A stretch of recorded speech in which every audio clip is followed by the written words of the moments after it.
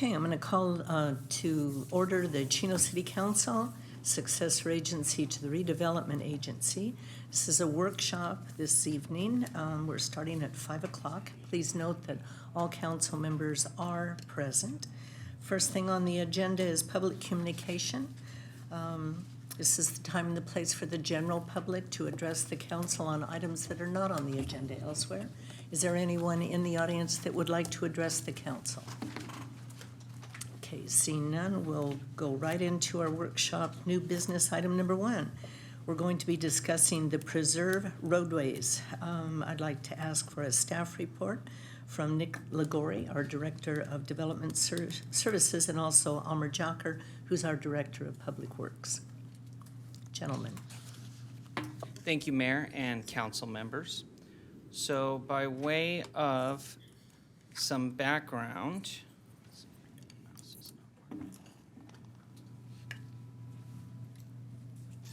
What's that noise? no. Sorry, I'm getting my slides queued up here. So in 2003, the city of Chino annexed a portion of the San Bernardino County Agricultural Preserve and adopted a specific plan for the area called the Preserve Specific Plan. And the plan included, of course, a land use plan that we're familiar with, but also included a plan for the infrastructure that would be needed to serve the area. And so at the time, there was little to no infrastructure in the area. Water was provided by private wells. There were a few county roads. Kimball did not go through and connect to Hellman. Hellman did not connect to Merrill. And these were roads that had been in existence for decades, but were pretty much just designed to serve the farming community in that area. But not only the roads, water lines need to be built, sewer lines, storm drain lines.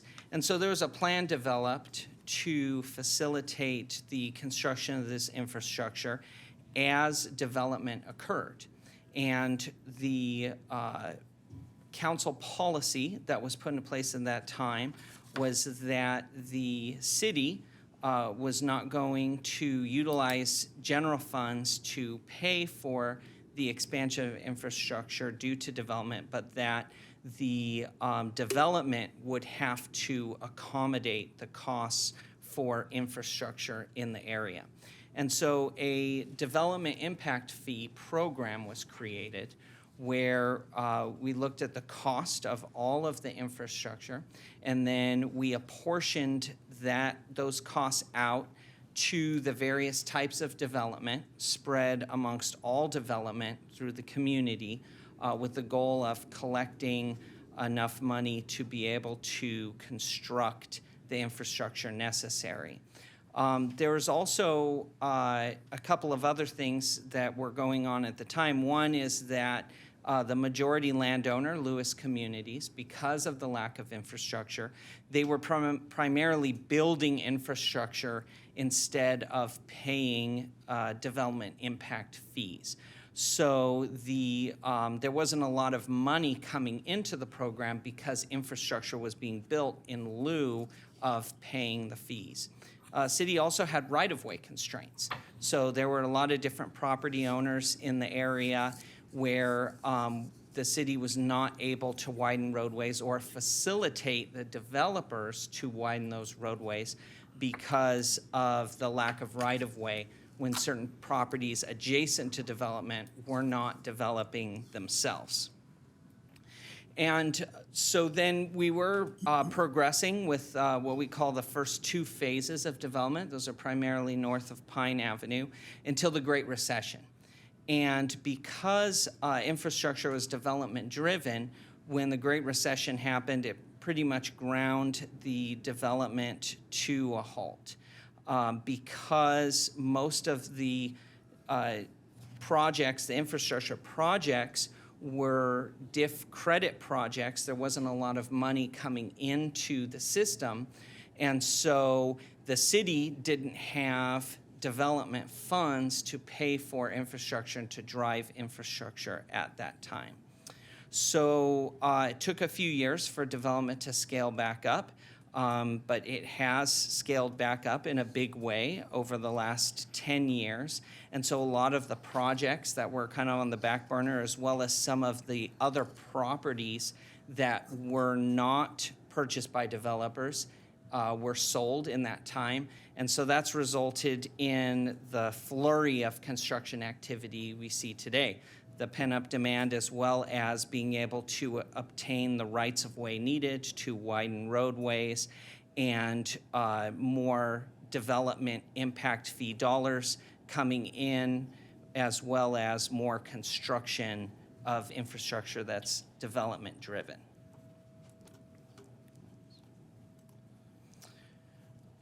So far, in terms of what's been completed, we have Hellman Avenue was constructed that did not exist, and that goes all the way up to Merrill Avenue now.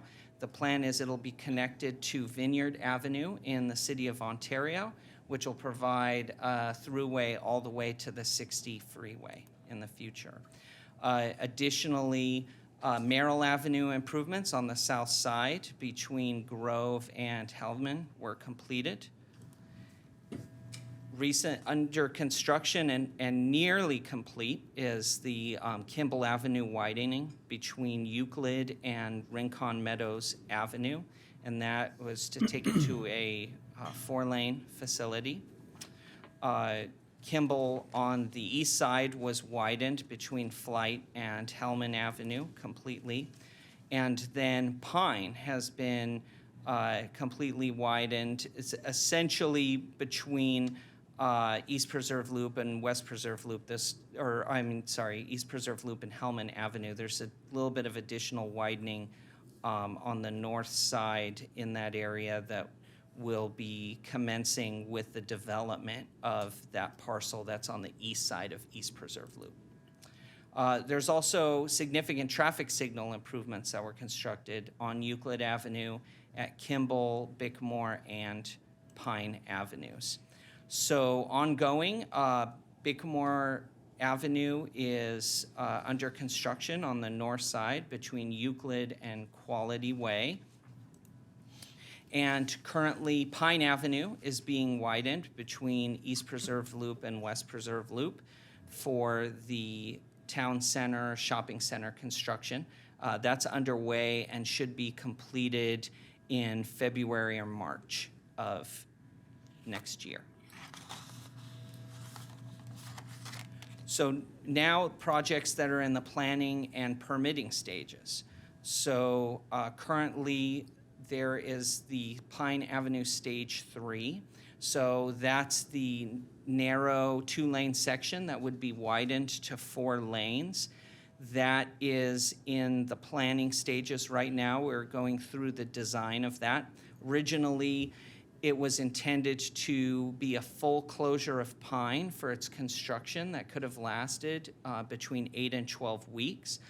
But staff has worked with the developer to modify that plan to provide a temporary access or a shoe fly that would allow for constant traffic flow, at least in 1 lane while it's under construction.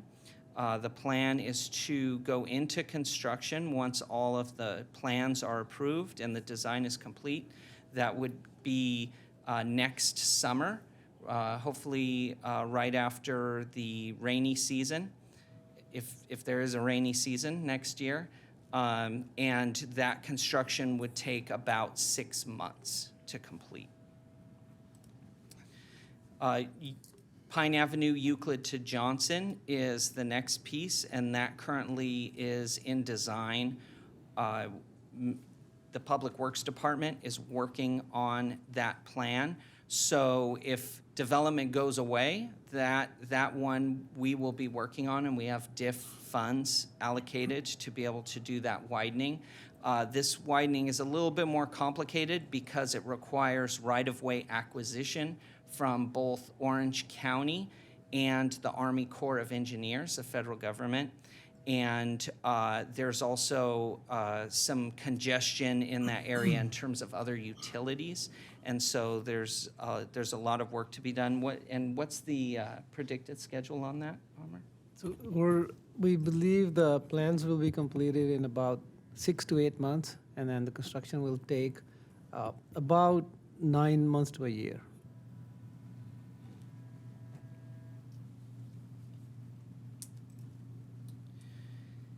And then additional developer-driven construction projects would include, as the Fallon Crest property builds out, the first phase of their construction is in that area that's east of future East Preserve Loop. And so they would be building East Preserve Loop from where it currently ends at the SE easement and connecting that south all the way to Pine Avenue, as well as that eastern leg of Bickmore. So with that first phase, Bickmore would connect between Hellman and East Preserve Loop. East Preserve Loop would connect to Pine Avenue, and they would complete their Pine Avenue frontage. Then future phases of development on the Fallon Crest property would include the last lane, the last westbound lane, so that would be the northernmost lane of Pine Avenue as development occurs, as well as segments of Bickmore, and then the connection of Main Street with the last phase of development would connect Main Street from where it currently ends to Pine Avenue. Those improvements are based upon the developer's timing, based upon the development agreement with Fallon Crest. The outside date is 12 years, but development has been progressing pretty well, and so we expect East Preserve Loop and Pine to be built within the next 24 months. And then Euclid Avenue improvements. So that's another project that involves the restriping of the northbound lanes to create 2 northbound lanes where only one exists. And Amar, do you know the timing on that? So we're just awaiting the permit from Caltrans. We've submitted everything to them. I believe next 4 to 6 weeks, we should have the permit for that restriping. And then the last segment of Kimball Avenue on the north side between Main and Rincon Meadows Avenue along the airport frontage. There are 6 Southern California Edison transmission poles in the way, and so those need to be relocated. As part of the in-and-out development, the developer was conditioned to design those improvements. Once the design was complete, the city made its application to Southern California Edison to have them design the movement of their power poles. And when those power poles are relocated out of the future roadway, then the city will be able to construct the last lane in that location. We've been working with Edison to try and help facilitate their process and speed it up, and so we're hoping that they will reciprocate and make this move along quickly.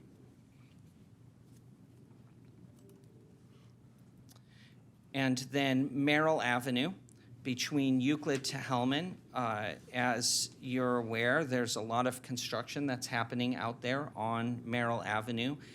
The couple of the developers or the development consortium in Ontario has been conditioned to build Merrill Avenue to its ultimate width on both sides of both on the Ontario side and on the Chino side. That will be taking place in various stages over the next couple of years. And so we hope that within 2 to 3 years' time, Merrill Avenue will be completely widened between Euclid Avenue and Hellman Avenue. They're required to also do the south side? Yes, as mitigation because of the traffic that would be generated from the development. It requires expansion not only at the intersections, which is usually where we're most concerned about, but also to the roadways That's to very enhance their interesting. capacity. It's unusual. It is unusual. And we ended up getting, what, $5 million from FedEx? We did. So that money, are we going to utilize that somewhere else? We are utilizing that money currently in our right-of-way assessment around the airport. It's just a small piece of it. So that way we can get dedications of the full amount of right-of-way completely around the airport property, including turn lanes at intersections and future access points that the airport desires. We're also talking to the county about some beautification projects, how we can do some additional frontage enhancements to make it just more appealing and reflect better on city image. And so that's our plan for that additional money, that $5 million. Merrill Avenue is in the city's development impact fee program. So we have collected monies to fund that. We're still working with the developers on how that might be achieved or what the city might contribute for those improvements. Just, if you could go back real quick. Yes. So, looking at it between Euclid Avenue and Rincon Meadows, Pine Avenue, you have the two highlighted yellow spots, but there's a spot in between those that's not highlighted. Is that still single lanes, or are those already developed? And if they're not, do we know when we would be developing that? To match what we're gonna do on both sides of it? Yeah, so what we'd like to do is be able to make Pine Avenue at least 4 lanes between West Preserve Loop and Euclid Avenue. So the segment that's closer to Euclid, which we're calling Euclid Pine, is actually 2 different projects. One is, and Amr is leading those, so he could talk a little bit more expertly about that, but one is intersection improvements, where we need to work with Caltrans because Euclid is a state highway.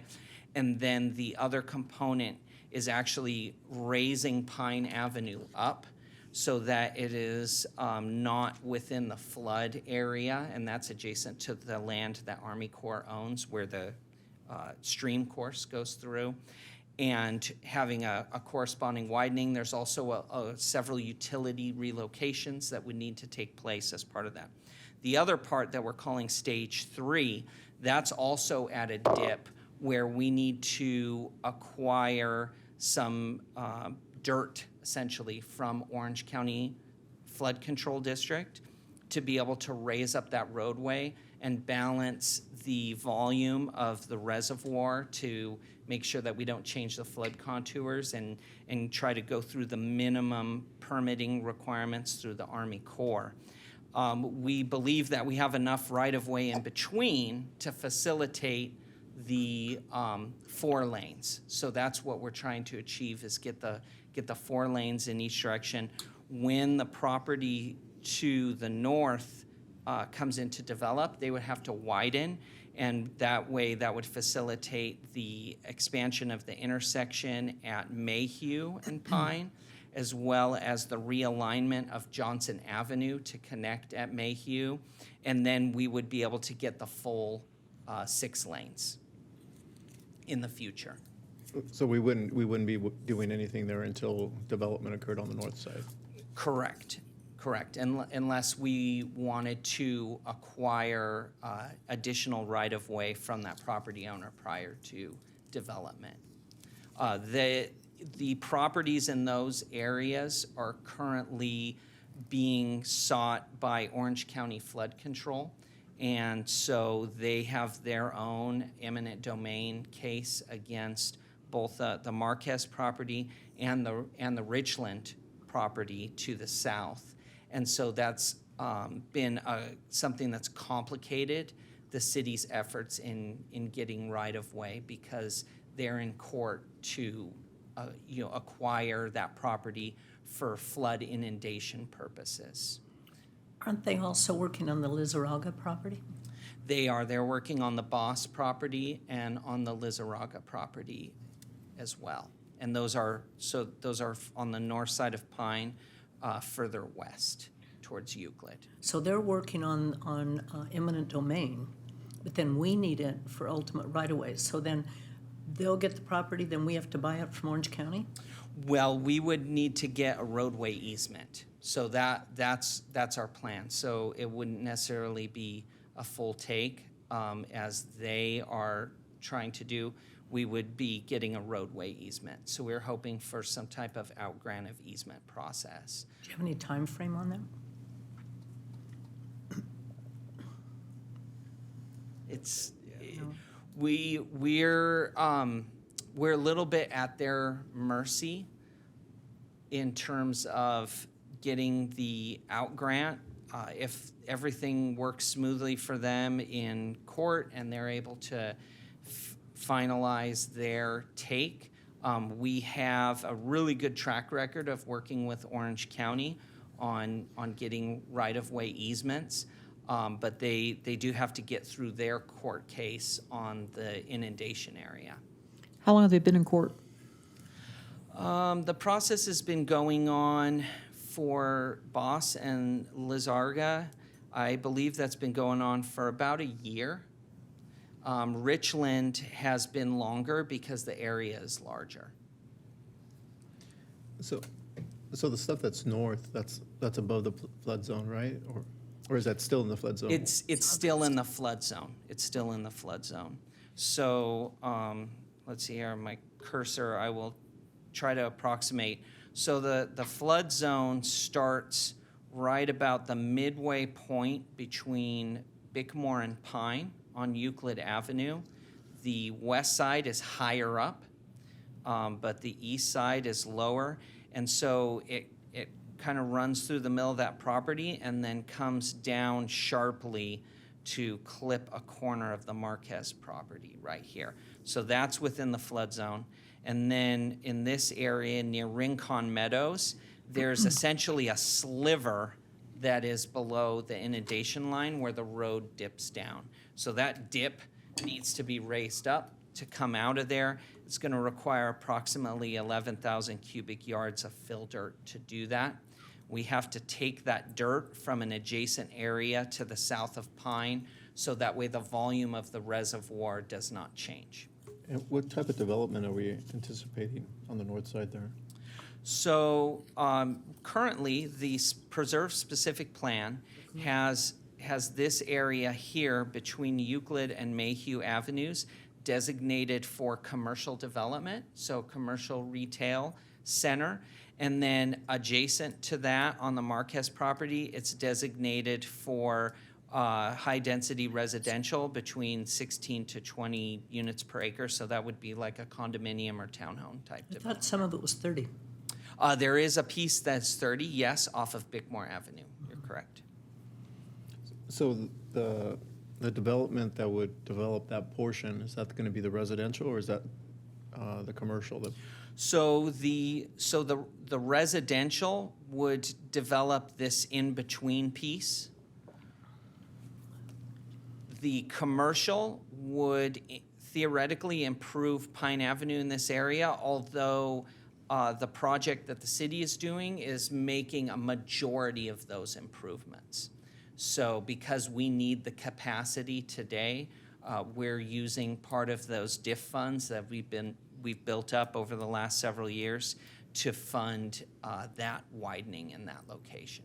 So their diff funds would pay the diff pocket back. They pay us back, essentially, yes. And what would be the cost of the construction of the street to widen it from that spot that's open right now currently?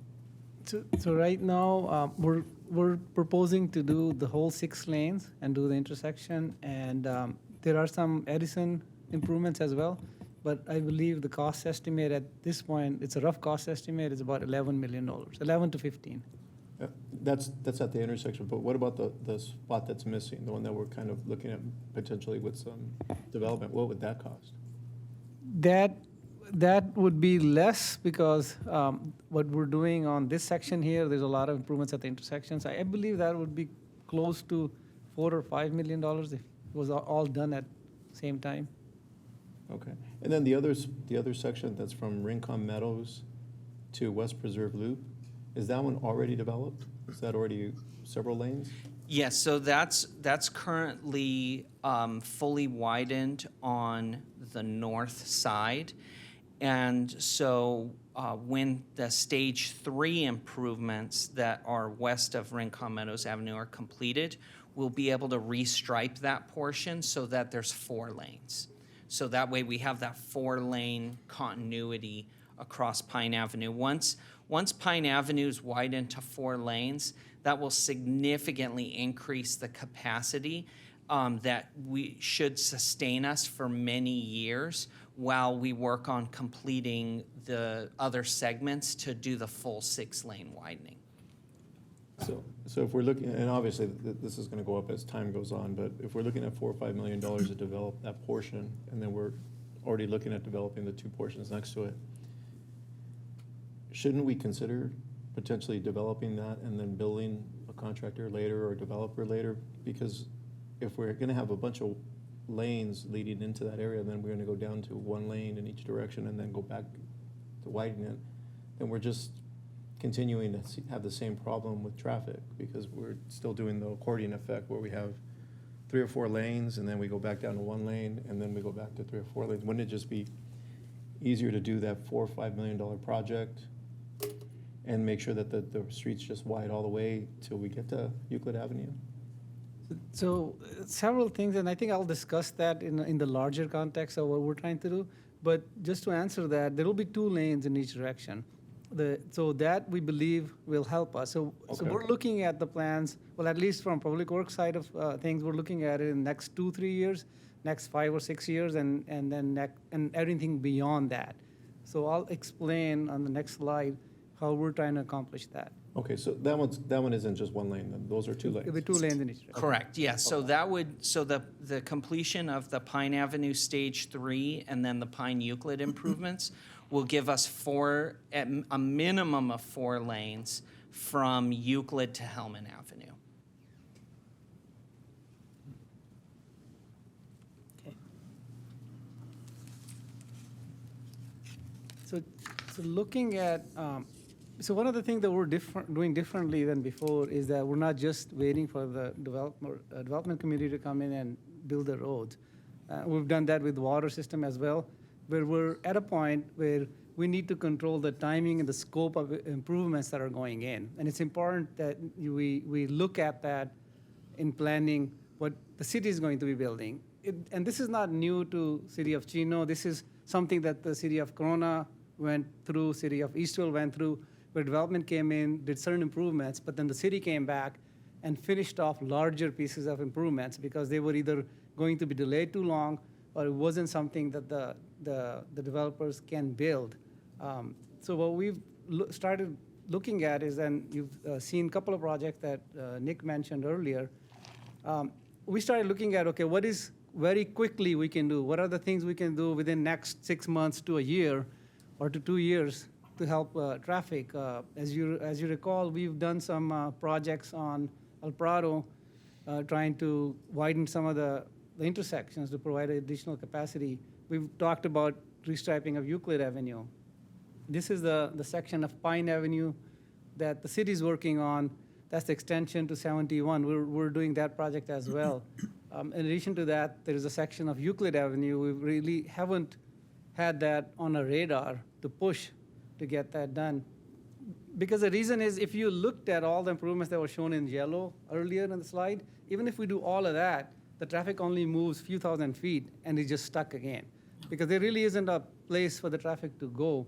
So to do that, and then there's a section of Limonade that connects to city of Eastvale.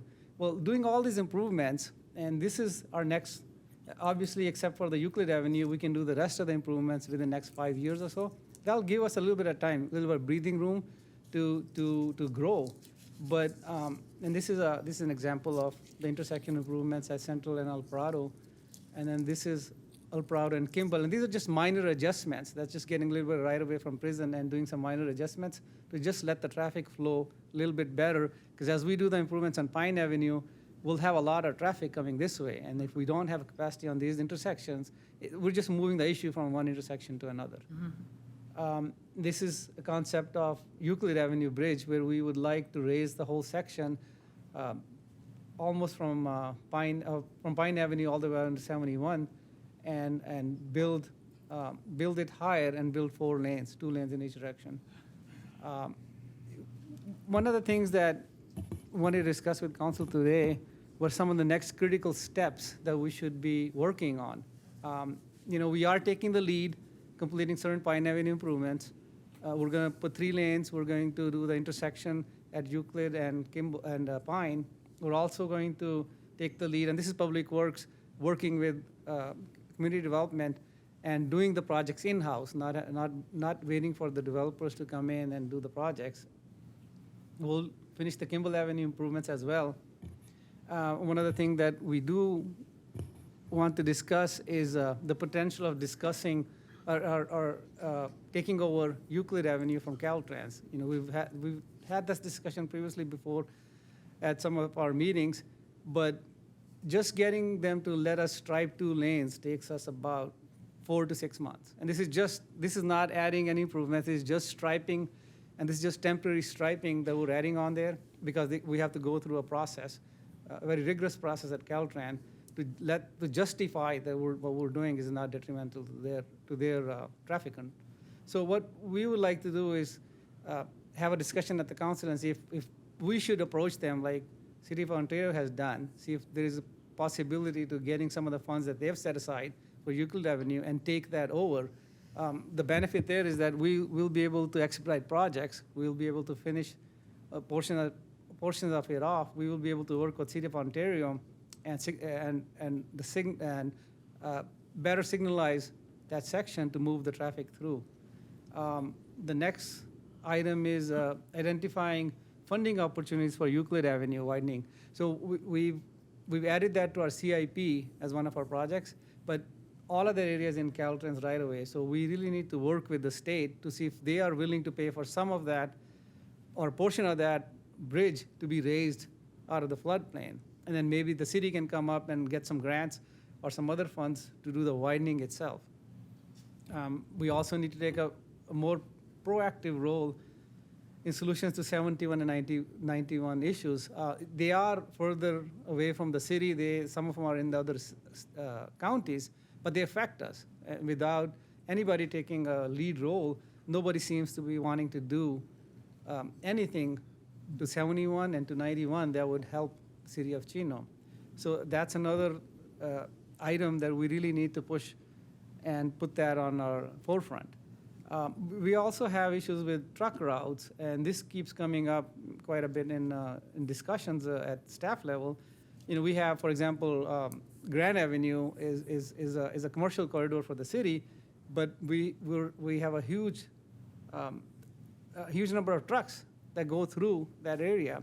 In fact, we're doing a project there now, and we're considering putting in concrete on one of the intersections because of the rutting that's caused by the truck traffic.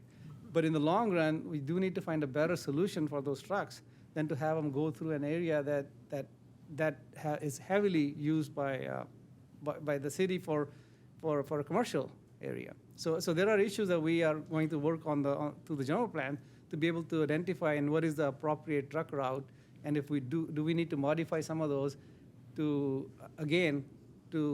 help with traffic. So we don't have traffic. We don't have traffic. All of this traffic mixing up and causing issues. Riverside Avenue is another example. It's shown as 3 lanes in each direction in general plan. We're not sure if we will get that widening ever done. So do we go back into a traffic study and identify sections that need to be 4 lanes and sections that need to be 6 lanes so we can start finishing those off? Because then we can acquire the right of way and complete those. But as it sits there shown as 6 lanes, it's almost impossible to complete that segment as well. And that affects, again, traffic and truck routes. Indeed, that completes our presentation. We'll be happy to answer any questions. Okay, you've given us a lot of information this evening. I think I'll just go down the line, see if we have questions and comments from council. Walt, any comments or questions? Not yet. Not yet? Okay, Karen? Nick, can you go back, or somebody go back on the presentation a few slides? Keep going. here, right here, just stay here. I think one of the concerns we have is we have the traffic and a lot of residents living in these areas, and I think what we're looking for is to bring at least one or a couple of these streets to its full build. I do kind of like the idea that Mayor Pro Tem Lucio mentioned. Maybe we should just, take this middle section of Pine and do whatever improvements we need to do, maybe commit some funding there and collect the money later. And I do like the approach, the change of the approach, where we're going to take the lead in designing and initiating this construction, because waiting on the development, like Amr so articulately stated, we're at a point now where it just seems like waiting for these developments to come online. They're not advancing themselves, and we've created, at least on Kimball and on Pine, like this undesirable accordioning effect because of certain pockets of this development that hasn't come through. And I know, Nick, you and I have personally talked about these Edison poles here on Kimball, and that was, again, a different approach where I want to say it was Richland that was conditioned to design that. But, they took their time in designing it, and I like the approach, us changing now, us switching that approach, being more proactive about doing that, and getting some of these streets completed so we don't have this accordion effect. And while I appreciate what you say about some of these things,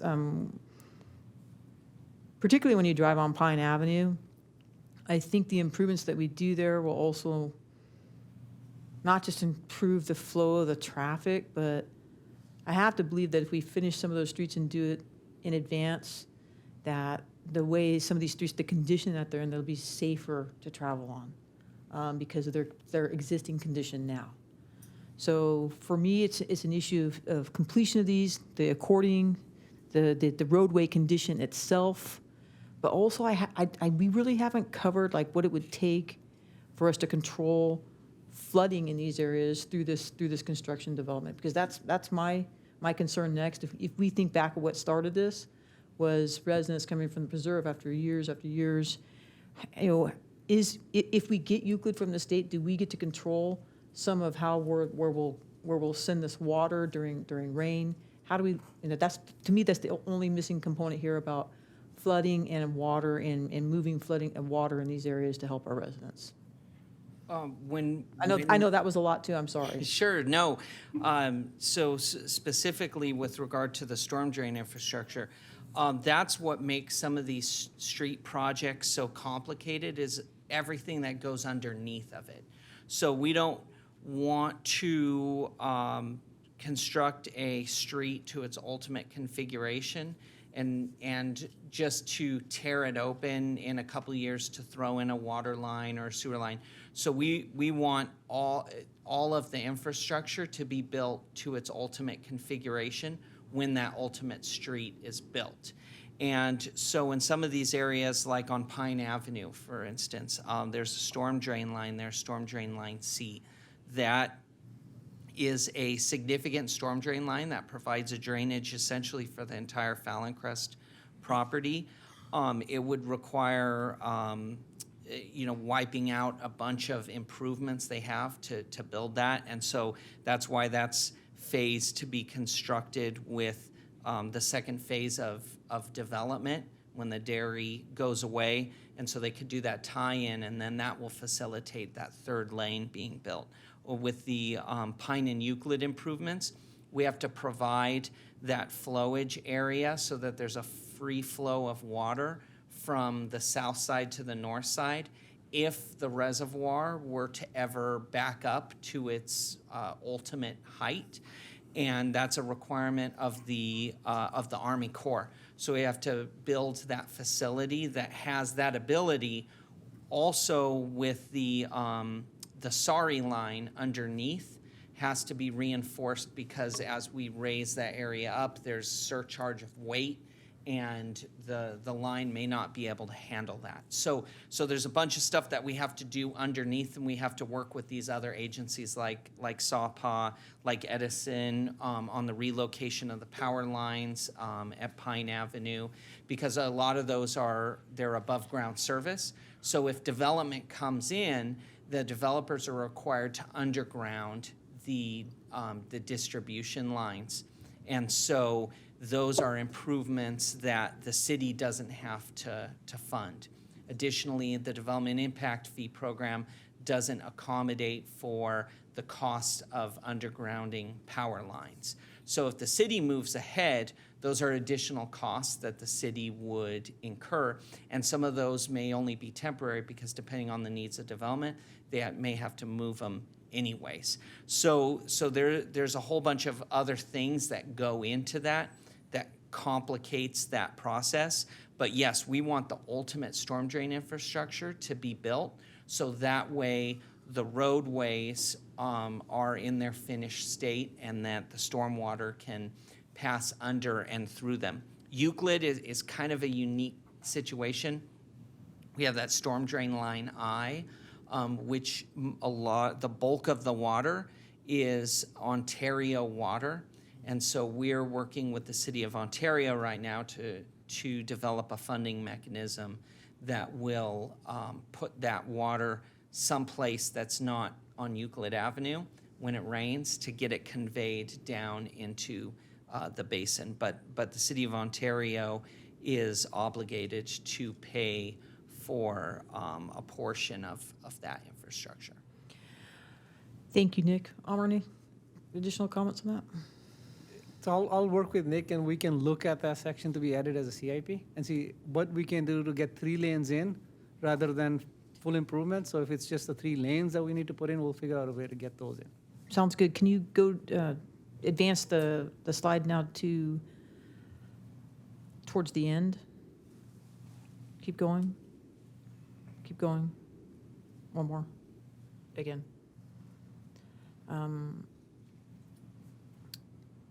I like that the city's taking the lead to complete I like this this information you provided here on taking the lead to complete these pines, which is why I said, hey, if we can look at that segment, I think we should, to help it. Obviously, completing us taking the lead to complete Kimball. I know that's in conjunction with Edison and a couple other things. And I do like that we are trying to see into the future about Euclid Avenue and that funding for the bridge. And Amar, I want to talk about SR 71 and 91. Just during some of my travels, I do know that there's an interest in this now from Eastville and Chino Hills. And I think for this component here, for like Pine Avenue and SR 71, it's going to take getting these entities at the table, in discussing this, because like anything else, there's strength in numbers. This isn't just affecting us; it's affecting Chino Hills, it's affecting Eastville. And as you know, we had a meeting with Eastville. They're interested in advancing this. I think there's people in Chino Hills on their council that are interested in coming to the table with this now. And I think that's what it's going to take, is somebody to take the lead, and I want us to take the lead. Because this is more impactful, to us when it comes to Pine Avenue, and obviously going south on Euclid Avenue. So for me, this is good information, but I would like to almost use this PowerPoint, or at least suggest to the council we use this PowerPoint, and almost have this discussion a couple of times a year, how we're advancing or how we're progressing or what steps need to happen, so that the council can give you direction, or if you need assistance with us attending future meetings, so that we can help you advance these things more quickly. That's all I have, Mayor. Okay. Mark? You guys covered a lot of information. I appreciate everything you guys did today. And a lot of the things that you guys are saying, obviously, is a lot of stuff that we've all been talking about for a long time. So I like the fact that we're now starting to move in that direction. I agree with the whole truck routes. I mean, I would think that, we probably should come up with ways where we can put trucks on a certain street and then put our residents on other streets so that they can flow evenly throughout the city. Is that going to be possible? I don't know. I mean, we're all going to have to sit down and have that conversation and figure out if that's possible or where it's possible.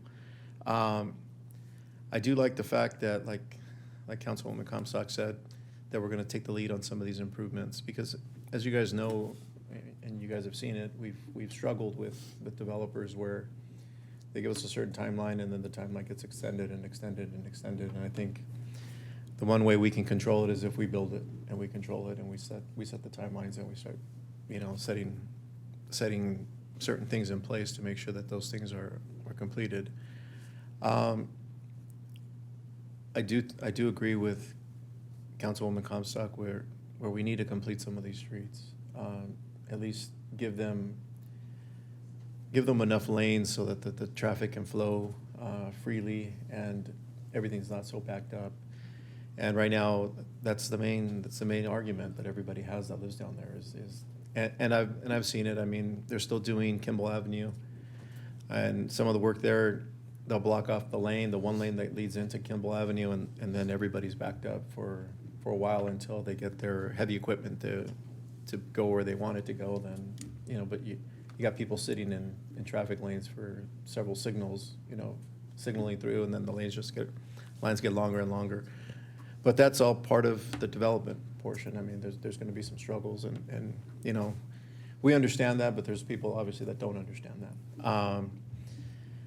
But I think we do. I mean, I think somebody once said that somebody on the council a long time ago said that you need, or maybe it was somebody on the staff said that you need the trifecta. You need the Pine Avenue connection to the 71 freeway. You need the raising of Euclid Avenue to the 71 freeway. You need the expansion of the 91 freeway and the 71 freeway to more than just 2 lanes. And we have had some meetings with Eastvale and them being, for Riverside County, that's been their fastest growing city for a long time. And obviously, Riverside County values what Eastvale, if they have some issues, they obviously want to move forward to try to help them out. So I think we have a good opportunity with Eastvale wanting the improvements. We want the improvements. Chino Hills wants the improvements. And from what I'm hearing, even the trucking industry wants the improvements because they're tired of only being on the 60 freeway. They would love to be able to get to the 91 freeway, but traffic backs up so long that their trucks get stuck there.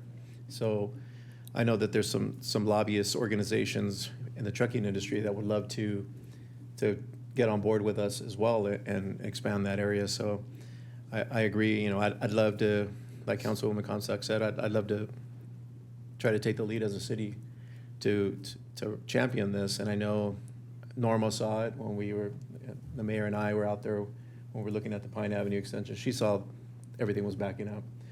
So I know they said that she's supportive. The Riverside County congressperson is also supportive, and I think it's just getting a hold of the Orange County people and seeing what we can do as far as funding and see if any of this infrastructure money that potentially might be out there that this administration signed for, that maybe we can get something to help us move this project along. But I agree. I mean, I think it's not just fixing the roads around the preserve, but it's fixing everything around the preserve so that everything flows, and that's going to include the 71 freeway.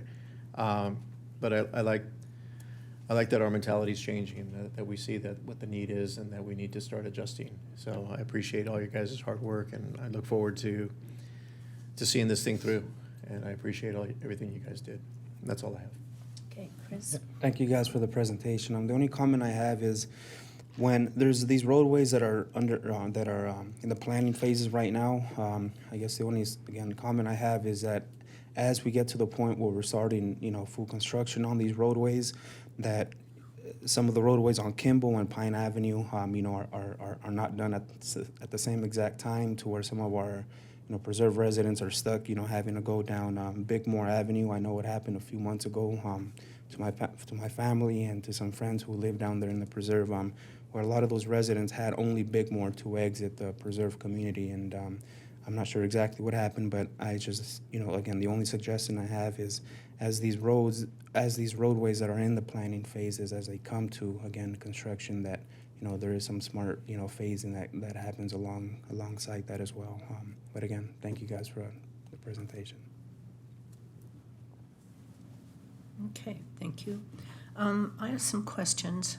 and I don't know if it's appropriate to get into the details now or not, but taking over Euclid Avenue north of Pine, either side of that section, the majority of that section is either county or state owned. So where Ontario, in their section of Euclid that they took over, they have that great big developer that obviously is going to put up a lot of money to improve at least the east side of Euclid. But with our portion north of Pine, predominantly, well, a large section of it anyway, being the Chino Airport and YTS and the state property, is there any hope of getting funding from those two agencies to help with any improvement on Euclid? Or would we somehow have to burden those costs on our diff? Or we're not going to get any funding, I know, from SBCTA because they're maxed out. So we would like to use some of the SBCTA funding for this. It would be the funding that's it's called CPNA money. There is some funding in the future years that's there that we can tap into. State is another source. I mean, again, we would have to sit down, put a cost estimate together and figure out what should be part of the diff, what county should contribute, what the state should contribute. And we can bring that back as a discussion item, and then you can decide as a council, should we proceed with taking that over or not. But I think we haven't really done the homework to figure out what the impact would be to the city of taking over. The maintenance is another aspect of it. So we can bring all that back. We just wanted your direction. Is Yeah. that something that you want us to look at? I think we need the details. I think the council needs to see more information on that before we jump ahead to see how it would impact us, especially financially. Also, pre-fronting road improvements. I know we have to, you're kind of borrowing from Peter to pay Paul type. I don't know how much money is in our diff fund with looking at all the projects that we have coming up, but I think I like the idea of pre-doing some of the preserved roads if we can do that, if we have enough money in our funds to do it. If not, what kind of creating funding that you could come up with to do that, because we obviously can't take it just out of the general fund. When we look at our projections right now, the way it stands, looking 5 to 7 years ahead, our reserves are going to be really low. So I'd like more information on that. Bring that back to council on how to pre-fund some of the construction in the preserve on those roads, especially looking like the Marquez project. That property, gosh, they've had probably 3 or 4 developers look at that property and they just can't make it pencil. So who knows when that's going to develop, and of course they'd be responsible for a lot of those improvements. So those diff funds are not going to come in for many years. So if we pre-fund it and then we don't have the money to complete other projects, or we go into the reserves, how does that impact us 3 or 4 years from now? So I would like to see kind of a detailed financial analysis of how we can make some of this work.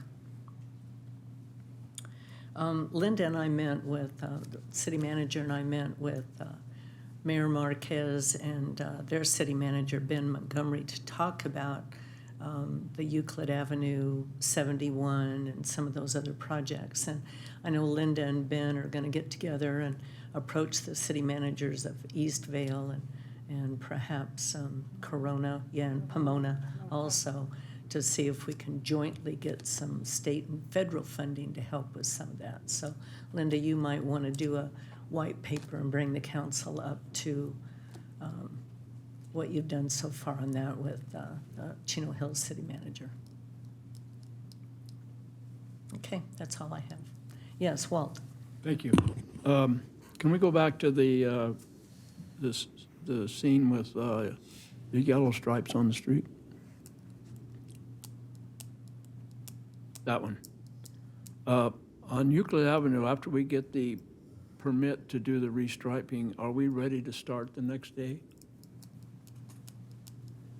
Yes, we are. That's good, thank you, I'm glad to hear that. And I've been thinking about this Pine Avenue thing here, and but it just needs to get done, period. And all of these people over here in the preserve, those are our people, and they're looking to us to take care of this for them. And what they're hearing from us is we're just passing the buck, blaming it on to the developers, but which is the way it is. But I'm all for us taking charge of it, and let's get the road, Pine Avenue done so our people can get come in and out easily. I don't know if we have any resource or can recover anything from the folks on the east side of Hellman and Eastville that are using that road too, but we could try. But I think we need to just get a handle on it and get it done ourselves. Thank you. Maybe what we need is a funding workshop, you know, to really give staff an opportunity to analyze where we stand in our DIV program and how the money's coming in and programs or projects that are already allocated and where this money's gonna go. Because we have priorities, we understand that, but up here, we just kind of want everything done, right? And we understand that there are restraints, of course, and funding is one of them, timing is one of them, and priorities. So, Linda, I'd like to suggest that we put together a workshop where we go over our funding sources and our priorities in the DIF program and have an opportunity for the council to get educated on reality, on life. What can we do in a practical manner, right? We know what we want to do, but what are we going to be able to do? And I would just add, and I know this could be part of a larger conversation, if I may, Mayor, there are times when cities are constrained to address funding sources for public improvements. One of the additional resources or tools cities have is to impose assessments. Obviously, they're not very popular, and the property owners have to approve them, but to the extent you have a lot of concern about traffic by the surrounding property owners, there could be a way to convince them that this could alleviate that concern. But certainly there are other financing tools that would probably go into that workshop. Yeah. Okay. All right, anything else on item number 1? Are we ready to move on to item number 2? Linda? Madam Mayor, can I just recap? Sure. So we know what we're doing moving forward. So Amr and Nick are going to work on some proposed costs for that Pine Avenue section that's missing. We're also going to calculate who should be responsible for what on Pine Avenue, on Euclid Avenue. So we'll look at county share, city share, state share. So we'll look at that. We'll bring that back as well. And then Councilmember Comstock asked if we could come back in a year or two to update this to see where we are. Is that correct? I would say, Maybe a year, come back after a year, and then we'll update. If we look at this type of workshop again moving forward, we can show the council where we've moved forward on some of these roads moving forward. Is that what you asked for? I think a year's going to be too far out on a couple of them, Linda, because I think we're talking about advancing Kimball, right, more quickly, and about adding that Pine Avenue component, because according to Amr, we could start construction on that as early as the beginning of next year, and it'll be closed for 9 to 10 months. So that was just my other comment on that, is a very comprehensive study involving all the departments that are going to be involved in mitigating that traffic. I know there's been a bunch of different ideas floated out there, from, hey, do we close this to just local traffic only during the shoe fly? How do we do that, and how we roll that out, as well as because it's going to affect Ontario, Eastville, and everybody else. So I think for those two, that a year may be too long. We maybe need to come back more quickly and just give us an update on what you've learned. Okay. So, And then find a funding workshop. We'll put a funding workshop together which will include both education on our funding systems and our DIF and where we stand. Yes. Okay, thank you, Mayor. thank you, Linda. Okay, item number 2, southeast, well, first, are there any comments from the audience? Is there anyone in the audience who would like to address item number 1? Okay, we'll move on to item number 2, Southeast Area Police Substation. This is to receive a presentation from our staff regarding options for a potential police substation at the Chino Airport. And our Chief of Police, Wes Simmons, and our Police Lieutenant, Aaron Kelleher, will be giving us a presentation. Gentlemen. Thank you, Mayor and members of the council. appreciate this opportunity. As was discussed at the budget workshop earlier this year, there was a desire for a proposal in regards to the Southeast Area Substation. As you know, the Southeast Area Substation was included in the DIF update in 2018. As Nick and Amr talked about regarding the DIF, it's more than just roadways. There's also a portion in there for law enforcement specific projects. And the first project identified in that DIF was the Southeast Area Substation. So we have researched some stuff, and when I say we, I'm referring to Lieutenant Kelleher, who's done a great job of researching it, and so he's going to dive into this, and then we'll be able to answer any questions you might have. Thank you. Good afternoon, Madam Mayor, members of the City Council. It's certainly a privilege to come before you today to discuss our work on the Southeast Area Substation. So, as you may know, the Southeast Area Substation was identified in the Law Enforcement Development Impact Fee Program as Project LE01. The overall goal of the Southeast Area Substation is to provide residents and businesses in the southeast area of the city with improved access to police services. And specifically, we're talking about the Preserve and the College Park communities. So in addition to providing improved access to police services, a Southeast Area Substation will provide our officers with the ability to remain in those areas without having to go all the way back to the main police facility up in the north end of the city. Some of those residents down there are living 5 miles away from the main facility. So for us to keep the officers down there and to provide the residents with increased access to police services, the substation also will give us the opportunity to provide additional staffing opportunities. Currently, we're looking at having a professional staff member staff the Southeast Area Substation during business hours with the goal of providing access to counter reports, to providing copies of reports, doing vehicle releases, and answering general police inquiry information. Additionally, we have the opportunity to have motor officers and commercial enforcement officers in that area work out of that substation as well. Once again, reducing those total trips, going from those communities back up to the police station and back down. By doing that, we will reduce response times and will increase the overall police presence for both of those communities. So when we were looking at a site selection for a Southeast Area Substation, the map here kind of describes the two areas that we're looking at between the Preserve and College Park. The natural choice clearly is the airport. The airport falls centrally located between these two communities. It's easily accessible for the members of both of these communities. And that accessibility also applies to our personnel who are assigned down there. Being able to get in and out of a substation where we're going to be having personnel stationed out of is important. The ability to get in quickly and leave quickly to respond to calls for services is really important. And the airport affords both of those opportunities for the increased ability and access for our residents, but also for our police personnel. Another benefit of the airport is it offers us the ability to utilize existing construction, which will reduce overall project costs. Instead of having to, we have the opportunity certainly to build a facility in the area, but this also offers the opportunity to look at projects that will allow us to utilize existing facilities, reducing construction costs.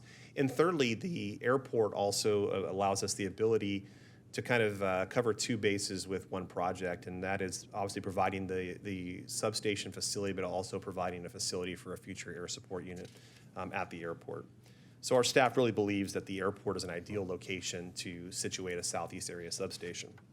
So how would we accomplish a Southeast Area Substation at the airport? We would utilize a storefront hangar facility, and there are a number of those down at the airport currently. So when we talk about a storefront hangar facility, what we're talking about is an office storefront in the front of the location that will offer public accessibility. Important to note when we talk about being publicly accessible, this is on publicly accessible areas of the airport, not behind gates. You don't have to punch a code or call somebody to get in. You can drive right up from either Cal Aero or Merrill Avenue and access the facility directly. It'll have a lobby area right inside the front door with a service counter, just like our main police facility, where staff will be able to provide those services to the residents. It'll also provide space for assigned personnel to work out of. One of the things that some people don't want to have police come to their house, So this affords us the ability to have them come to the substation where officers can conduct interviews, write reports, take breaks, but while still remaining in that area. The storefront hangar facility also offers us the ability to drive through the front into the hangar area in the back where we can access additional equipment.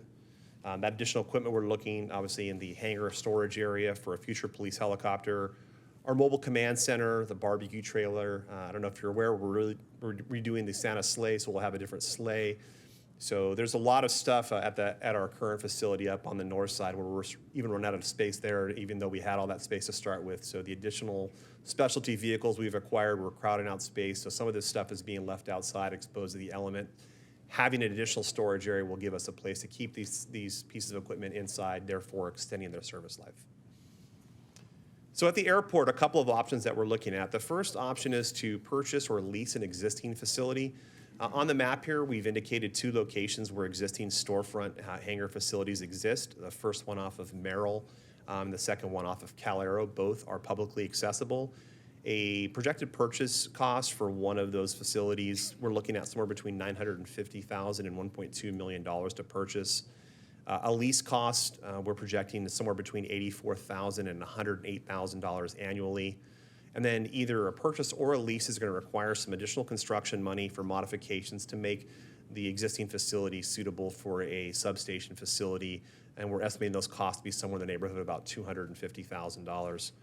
Both of these locations offer sufficient public parking. They have parking lots which are easily accessible to get in and out of, directly off of main streets. And they are easily accessible to both the public and to the personnel staffing those locations. The second option would be to purchase a future construction facility that's currently under construction along Merrill Avenue. It's adjacent to the existing storefront hangars that are on Merrill now. Those are available for purchase at approximately about $2 million for that location. There are going to be some more significant construction costs with this option. That's because the interior is empty. It's just a shell with stubbed out utilities. So we're going to have more construction costs for those. There are some parking issues there along Merrill Avenue because of setbacks at that location, and they'll be limited to a one-way driveway. So those are two concerns we have for that location, but still able to provide the needed facilities. And the last option we're going to discuss is a build-to-suit facility and utilizing a new construction approach. So our design requirements call out for a 3,500 square foot office space, 4,000 square feet of hangar space. We'd have to construct some parking, ramp space for aviation operations, establishing utilities at that location. We project that project cost to be somewhere in the neighborhood of $4 to $5 million. And that's assuming that we can get the land from the county. And that will obviously drive that price up or down depending on our ability to get the land from the county. The second thing about that is that it also requires significant coordination with the FAA. Anytime you're going to construct something at the airport, it's going to require coordination with the FAA to ensure that there's no negative impacts to airport operations. So that really is more of a long-term project as opposed to the first 3 options, which are shorter term and more immediately accessible. So that concludes our prepared presentation. We'll be happy to answer any questions you guys might have. Aaron, you talked about 3 options, but we have 4 options. So I think the second one that you talked about, did you combine option 2 and 3? If I could touch on that. So 1 and 2 was on the same slide.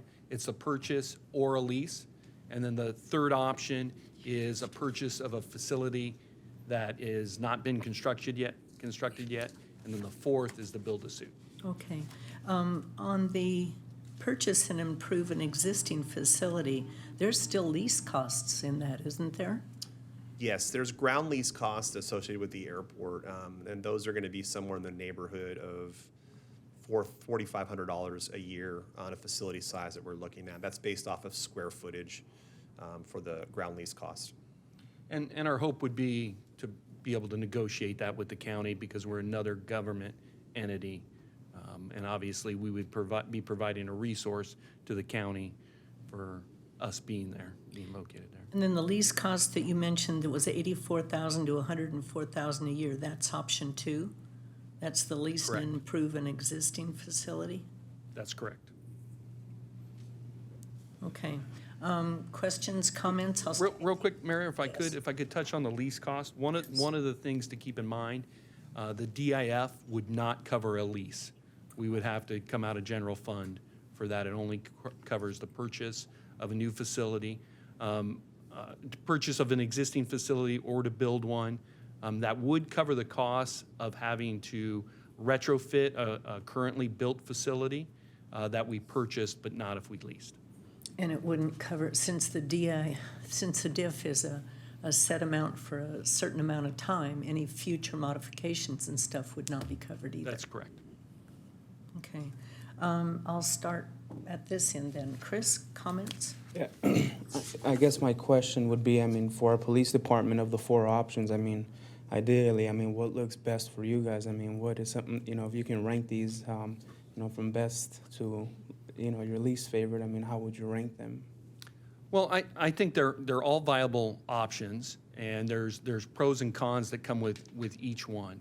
The purchase of an existing facility is the fastest. So that puts us and gets us a footprint on the facility as quick as possible. I don't think the lease is a viable option because we can't use our DIF. And with a purchase, that's an asset that the city then owns. So I believe the purchase, number one, is probably our best bet. Certainly build to suit. We get everything exactly as we want it, but you're looking at it at extensive time for that to occur. So it's a matter of, and that's why we want to bring this to council, is to get your direction. And with the diff funds we have right now, I mean, I'm not exactly sure how much is in the diff funds, but I mean, would the quickest option be, you know, be funded already? You know, do we have? Yeah, there's enough? currently $3.6 million in the law enforcement DIF. Okay. I'll ask some questions later if I have. Okay. Mark? Okay, and looking at the two spots that you have identified on the airport for potential purchase or lease, are those both for sale, or is there one that's for sale and the other one is for lease? So technically, nothing's for sale yet. I mean, nothing is on the market. We would have to approach, because they're limited number, as you can see, we'd have to approach those owners and see and negotiate that. Do we have anybody that's interested? My understanding, there is somebody who is interested. Okay. You know, and looking at these two options, and obviously depending on who's interested and who's not interested, but I do like the one that's actually on Merrill better because it'll make it easier for people to identify it, know where it's at, and get there, as opposed to, you know, some people might have, and not that it's difficult to find, but they might have some issues trying to locate one that's, you have to drive into the airport to find it. Obviously I like the idea. I think we need a substation down there. Obviously, being so far south from the station right now, it takes a long time, especially if you're taking a unit that's doing something down on the preserve, and they got to drive all the way back to the station, and then drive all the way back from the station to get back to the preserve. And during traffic, it takes a long time to get down there. So obviously having a station down there would be ideal. I know you guys are broken up in beats. How many, what do you have assigned down to the preserve normally? Two patrol units, Okay. plus we have supervisors, and that's not counting overlap. During overlap, we could have three to four. But then in addition, during your daytime hours, you have traffic units and things like that. Now, is that just in College Park, or College Park and the preserve? Those are the amount of units? Both, yeah, that's one sector. Okay. And so if we're looking at a purchase, you're looking at 950,000 to 1.2 million. Of an existing facility that's already built today. And then to renovate it, you're looking at another 250,000. Correct. So that would put us basically right, 1.5 at the high end. basically half of what we have currently in the diff. Yeah. I mean, I think that's our best option. I mean, I think, you know, we'd like to have it sooner than later, if it would work. Obviously, I don't want to rush something and then it turns out, you know, it was a mistake or we didn't do it correctly. But if you guys obviously feel that this is something that'll work for us and we can make it work for our community, then obviously I'm all in favor of it. I know that the community likes law enforcement to be a little closer, especially with the escapes that we've had from the state prison and obviously for commercial traffic purposes to have our commercial officers down there, especially in the area where the most trucking takes place, is ideal. So I appreciate the presentation. Thank you. It gives us a better idea. And I also thank the mayor for making sure we put this on this agenda so that we can look at it. You know, I know we've been talking about it, but we haven't really taken that step to move forward. So I appreciate the fact that now we're starting to take a step to move forward. Karen? Thank you, Mayor. I don't know anything about these assets. If we purchase and improve it, do these assets, do they maintain their value? It's ours? Yes? Yes, they do. Okay. Yeah. Number one question. It seems that the lease option is out because we can't use the fees that we've collected. How much do we estimate that it would take to maintain ongoing maintenance for this operation annually? Do you know? That's a good question. We have not studied that. It's the only missing component for me, is Yeah. what it would be to, Good and the ongoing maintenance costs. electricity Mhm. and yep. And just, there's got to be some Paint. sort of schedule and maintenance in these that we should also evaluate, because that's going to be an ongoing cost into the Absolutely. budget. But for me, I agree that option one is the best suited for us, especially right now, as the city continues to grow and develop. While option four is probably nice, it's really not feasible because of the timeline, as well as we probably don't need something of that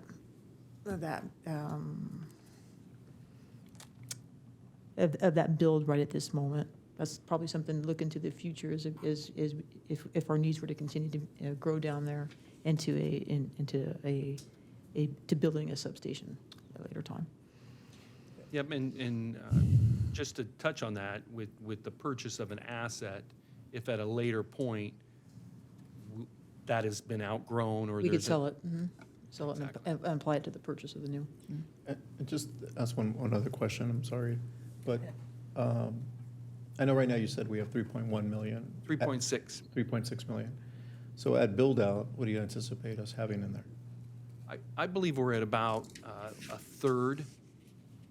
So I think we got about another I think the total was estimated about 14 million. We spent some of that money already for license plate readers and things like that, so. Okay. Thank you. Walt? Thank you. Well, I'm going to throw something out here that's completely different from what I've been hearing. Option 3 is the most economical, but it's also limiting where we'll have to compromise what we want to make it fit what we have.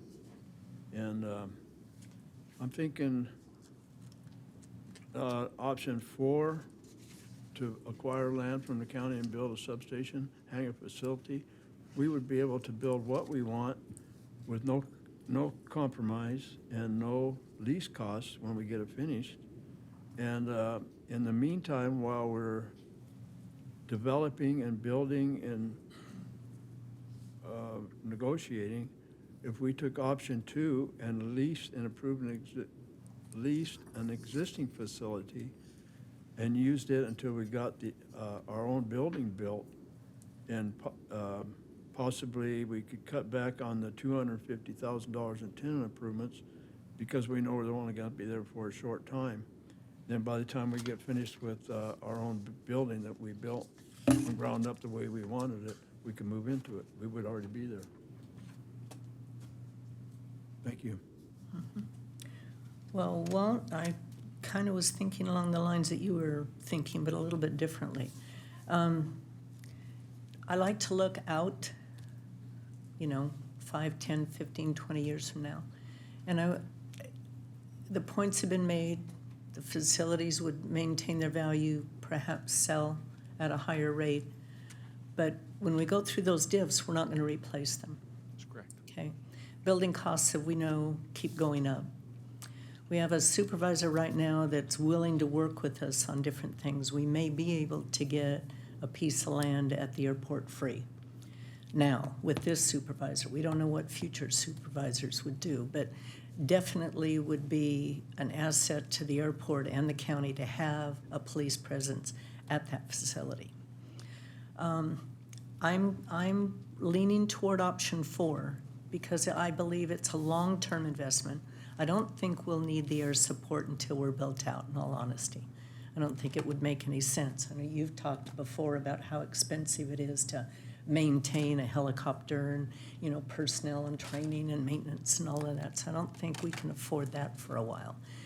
But I like Walt's idea. I don't know if leasing a facility there at the airport, one of these two options would be the right way to go. But I personally would prefer us to look at a long-term solution, and that is to negotiate with the county on a free piece of land, build it as close to Euclid as Merrill as possible, on Merrill as close to Euclid as possible, and look at the long-term projections of what we need. I mean, when we purchased the Home Depot, right? I mean, it was like, why are you doing that? The facility is huge. Well, you just heard Lieutenant Kelleher say, we've already outgrown things. And how many years have we been there, Ryan? 10 years this October. And we're already, you know, bulging at the seams in some areas. So I would like us to look, my preference is look at long-term, look at acquiring the land from the county free, look at building something, but then look at some alternatives in the meantime on some space that we might be able to lease, maybe from Majestic, maybe, you know, one of the industrial buildings close to there that would suffice to get our officers down in that area, to give us closer access. We've got all of that new construction on Euclid Avenue, those industrial buildings south of Edison? Kimball. I always get my streets messed up. The ones on the east side of the street, all of those in there, there may be something that we could lease in there at a reasonable cost while we're constructing the permanent building. But I hate the thought of throwing away DIF money on something that's temporary. It's just my preference. I mean, looking back over the years, you know, and how we've grown and evolved, so. That's my comments. I do think we absolutely need a building down there. We need a community meeting place. And absolutely, it'll be an asset to the county to have us eventually on the airport. I mean, that's vital. And to piggyback off, I mean, they make a lot of sense, so if that's the direction the majority wants, I would say probably go with the new, look at that. I know we have met with Supervisor Hagman. He definitely said he would work with us to get us some land there. And same thing with the CEO, he said the same thing. So I think that's something you guys probably should start exploring that. I mean, I think the majority I is just on board think with it's it. the right thing to Yeah. do. I think we need to look long-term in our planning and not just to serve, you know, a problem that we have even now for the next couple of years. I think we need to look long-term. So if I'm hearing correctly, and hear from the rest of the council as well, but if we look for a different, cheaper lease option in the meantime, while going to county supervisor and see if we can't work on this property and bring back our findings to you, would that? I think that would be good. Would that prevent us from initiating our air support program if we didn't have the option 4 secured? Not necessarily, because I know that there's people down at the airport who would allow us to have a helicopter at their current location. So we could, you know, if we were to move forward with a air support program, then we could find another place to put that wall this was being developed. I agree with you, Maren, looking out into the future. I mean, that's the best way to go when it comes with our facilities. But what I don't want this option to do, because, and just speaking to different members of your department, Chief, you know, I think we're closer to tipping that scale with our air support program than potentially 3 to 5 years out. And I just don't want this option to prevent us from initiating or launching our air support program. And that, I don't want the two to be in conflict with each other. If we can still, if this council were to decide that that's the, the direction we need to go with our air support, I just don't want this to prevent that from occurring. I don't believe it would. Lieutenant Kelleher, would you like to add to that? Certainly, yeah. I think accessing a hangar is a little bit easier than accessing a hangar and a substation together. Obviously, killing two birds with one stone is what we were looking at doing here, but certainly those two are not tied together. We can certainly find places if the council gives us direction to work on the air support program, that we can find places at the airport which will support that operation until we can build our own facility. If that's the case, then I have a tendency to agree with option 4 as well. Okay, any other comments, Chris? No? Walt, any more comments? Mark? I know Okay. I've heard, Yes. Mayor, some difference of opinions. I think now I'm hearing that option 4 is likely the best. The staff report does ask for direction. You could either do it by way of a motion, or if there's just simply consensus on option 4. I would that way. suggest that, whether we do it in a motion or not, that the chief and our city manager begin working with our county supervisor and the CEO of the county on acquiring the acreage that we need to build a new facility. Find out about that option and then perhaps bring it back to the council, get some ideas. If this is the way the council wants to go, I would imagine you could already start looking at a design for a building. I mean, you're gonna have to do that anyway, because you're gonna need to know how much land you need. And of course, the access to the facility. And in addition to that, a location for a short-term lease. Yes. We'll do, and we'll take that direction and go out and search that out and bring it back to council. And I just wanted to add in regards to the air support program, and that is one of the things that we're looking at, that our goal when we bring that to council is that it would make sense fiscally, that through the use of that air support would save us money through personnel costs as well. So we would not present something that didn't fiscally make sense, so. Okay, yeah, it would need to have a whole analysis. Exactly. Okay, all right. Any other questions, comments?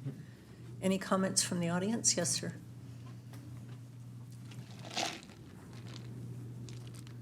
Hi, good evening. My name is Bob Vilker. I happen to be from the airport, not with the airport, but from it. And I can provide some insights and some comments that might help. If you want to go back to the slide with the first options, the first two that you were looking at are leaseholds. Everything on the airport is a master lease. And so the two that you see on the left, I mean, the two circled ones are different leases that have different timeframes. I couldn't tell you right now where they are in the middle of that time, that lease. So you're talking about leases that are going to expire.